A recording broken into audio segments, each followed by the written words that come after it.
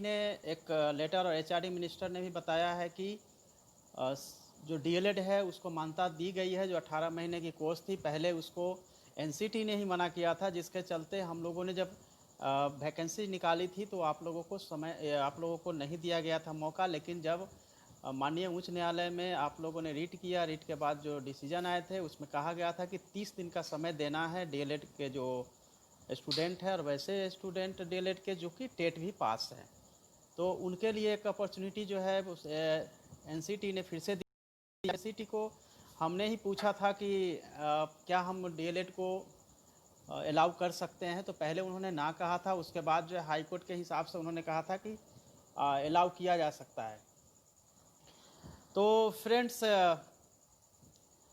DElEd को allow कर दिया गया है। अब इसमें किसी भी तरह की कोई भी आपको शंका नहीं होनी चाहिए, बिकॉज अब आपके लिए खुशखबरी है कि आपको समय दिया जाएगा और आप उसमें अपना एप्लीकेशन जो है वो दे पाएंगे, पहली बात। दूसरी बात है कि जहाँ तक डीएलएड दिसंबर की बात है, तो डीएलएड दिसंबर को लेके दो तरह की बातें हैं। पहली तो यह है कि जो वैकेंसीज हम लोगों ने अनाउंस किया था वो अगस्त की वैकेंसीज थी। अगर अगस्त की वैकेंसीज को हम कंटिन्यू करते हैं तो दिसंबर वाले को मौका नहीं दिया जा सकता है।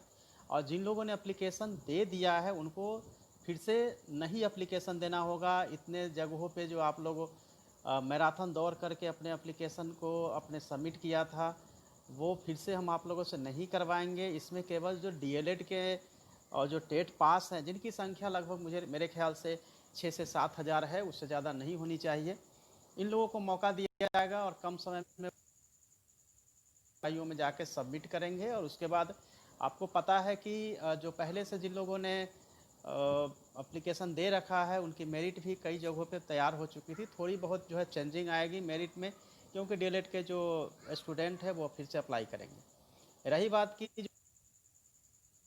लगता है कि हमें अपॉर्चुनिटी नहीं दी जाएगी, 4 साल में एक बार होता है, तो ऐसी बात नहीं है। क्योंकि डीएलएड दिसंबर वाले को और जो स्टेट एग्ज़ाम कैंसिल हुआ है, वो आपको पता है कि टेट पास करना ज़रूरी होता है, तो उन दोनों को मिला के फिर से जो है हम लोग वैकेंसीज अनाउंस करेंगे। वैकेंसीज अनाउंस में क्या है कि ऐसा नहीं, अगर ये वैकेंसी अगर हम समय से पूरा कर पाते तो हमारी ये कोशिश थी कि दूसरी वैकेंसी जो के उनको भी समावेश करें दूसरे वैकेंसी में। बट इतना ज़रूर है कि जो दिसंबर डीएलएड है उनको अपॉर्चुनिटी इलेक्शन के बाद मिलेगी, क्योंकि हम इलेक्शन के पहले यह कोशिश करेंगे कि अभी जो रेगुलर नियोजन की जो कार्रवाई चल रही है उसको ससमय पूरा करवा लिया जाए और आप लोगों की जो अपॉइंटमेंट है उसको सुनिश्चित कराया जाए। लेकिन ये आपको पता है कि इस बार हम लोग नियोजन उन्हीं को करेंगे जो जिनका सर्टिफिकेट का वेरिफिकेशन कहीं से भी, बोर्ड हो यूनिवर्सिटी हो, वहाँ से हम लोग करवाएंगे। उसके बाद ही उसके लिए 30 दिन का समय दिया गया है। लेकिन एक बार मेरिट में आप सेलेक्ट हो जाते हैं तो फिर अपॉइंटमेंट लेटर में थोड़ी डिले हो सकती है ड्यू टू उनका चेक जो करना है हमें सर्टिफिकेट के, उसके चलते कई छात्र छात्राओं का यह रिक्वेस्ट था कि आप अलाउ करिए कि छात्र जो टॉप में छात्र हैं वो सभी जगह जाके उन्होंने अप्लाई कर रखा है और सभी जगह उनके ही मेरिट में नाम आने की संभावना है, तो उसको भी ध्यान में रखते हुए हम लोग इस पर निर्णय लेने जा रहे हैं। और एक बात और आपको जानना ज़रूरी है कि लॉकडाउन के चलते ही या फिर अभी सोशल डिस्टेंसिंग के चलते ही आगे की प्रक्रिया नहीं की जा रही है। हाई स्कूल को भी लेकर यह है कि हाई स्कूल में जिन लोगों ने अप्लाई कर रखा है उनके मेरिट लगभग सभी जगह तैयार हो चुके हैं। और जब तैयार हो गए हैं मेरिट, तो उनको जैसे ही समान स्थिति होगी, जब लगेगा कि लोग मूव कर सकते हैं, सोशल डिस्टेंसिंग का पालन करते हुए नियोजन की प्रक्रिया को पूरी कराई जा सकती है, तो हम लोग उसको भी करवाएंगे। तो एक फ़ायदा आपको यह होगा कि हाई स्कूल में कहीं कोई समस्या नहीं है।